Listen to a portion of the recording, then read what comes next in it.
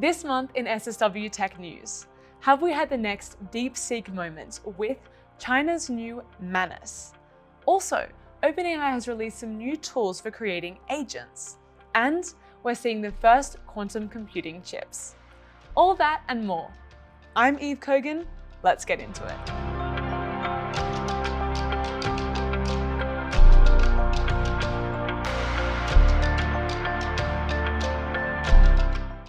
Starting off strong with what everyone is calling the next DeepSeek moment. It's another Chinese model going viral on the internet. It's called Manus, and it is a general agent. So it's actually not currently open to the public. It requires an invitation code, but very quickly, everyone with an invitation code was starting to see some really positive results.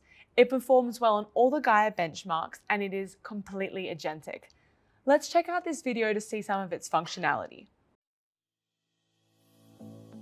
Hi, I'm Pete from Manus AI. For the past year, we've been quietly building what we believe is the next evolution in AI.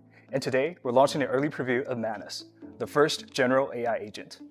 This isn't just another chatbot or workflow. It's a truly autonomous agent that bridges the gap between conception and execution. While other AI stops at generating ideas, Manus delivers results. We see it as the next paradigm of human-machine collaboration, and potentially a glimpse into AGI. Now let me show you Manus in action across 3 completely different tasks.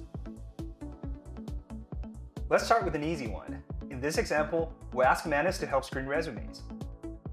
I've just sent Manus a zip file containing 10 resume documents. Since each Manus session has its own computer, it can work like a human. First unzipping the file, then browsing through each resume page by page, and recording important information to documents. Manus works asynchronously in the cloud, which means you can close your laptop anytime, and Manus will notify you when everything is complete. Of course, you can also give Manus new instructions at any time. Here I've sent Manus 5 more resumes. After carefully reading all 15 resumes, Manus provides its ranking suggestions, along with candidate profiles and evaluation criteria as supporting materials. This is pretty good, but I prefer a spreadsheet. Let's have Manus create one. Manus has its own knowledge and memory, so it can teach Manus that the next time it handles a similar task, it will deliver a spreadsheet right away. People are calling it the first taste at artificial general intelligence, the elusive AGI we've all been talking about.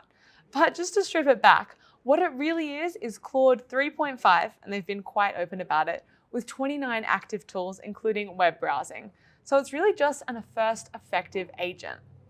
And as Manus is making waves in the AI agent space, another major player is expanding its capabilities with the new premium offerings.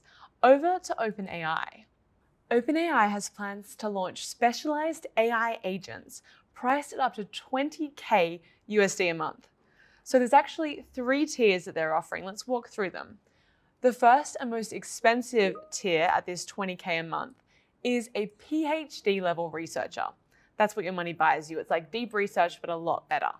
Now, just 1 tier down is a software engineer, and this is at $10K a month. It's really raising some questions about job security in industries that we thought might be protected for a little bit longer, like software engineers.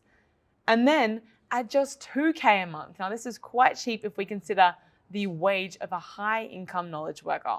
Whatever that means, it's a little bit ambiguous. I'm curious to see personally.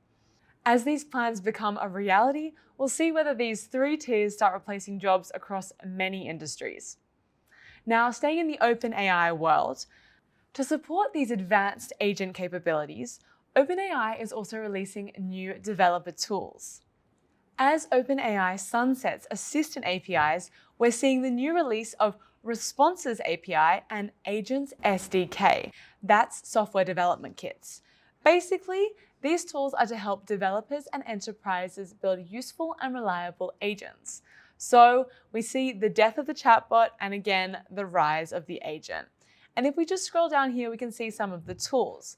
So these new Responses APIs are launched with built-in tools, and they're for function calling, file search, web search, and computer use. These are the characteristics of agents, and all of them are performing quite well on the Gaia benchmarks. Let us know if you're getting into this and how you're finding it. While AI companies compete on assistant capabilities, Microsoft is making bold moves in programming languages. Let's have a look at Microsoft's new plans to rewrite the TypeScript compiler in Go. That is Google's competitor Go. It is a blockbuster move, and already we're seeing 10 times performance gains by porting the TypeScript compiler and the toolchain to Go.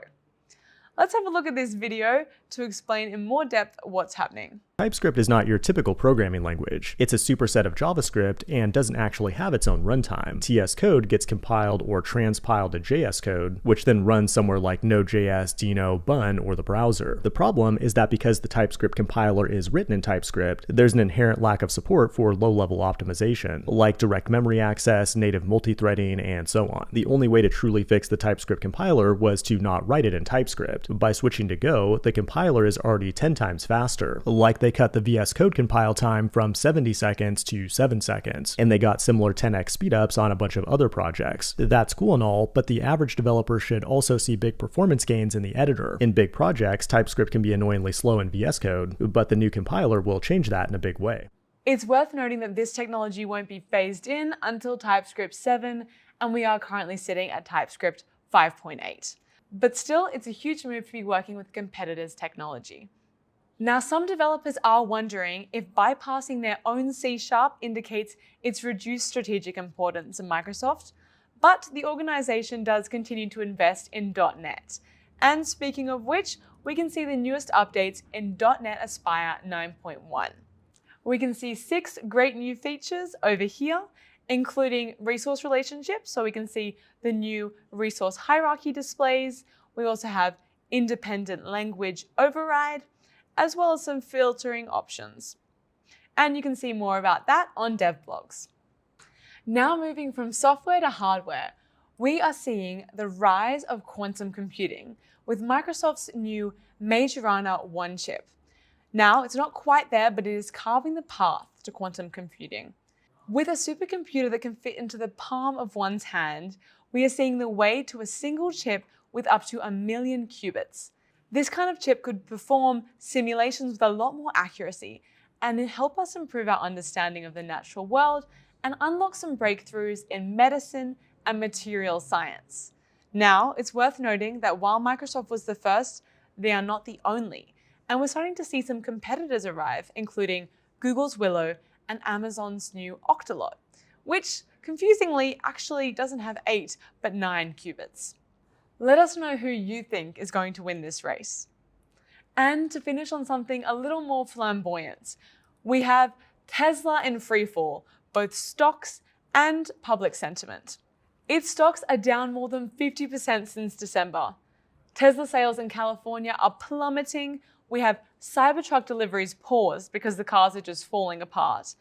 Protesters demonstrating outside of showrooms across the country, and Tesla owners either branding their cars with that sticker, "I bought this before he was crazy," or just selling them.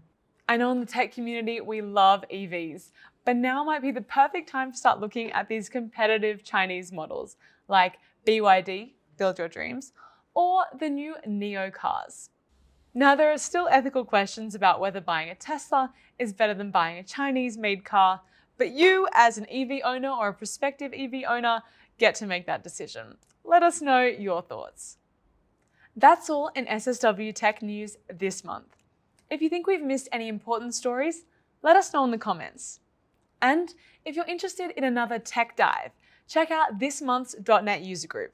We had Adam Cogan speaking on shaving the yak with AI.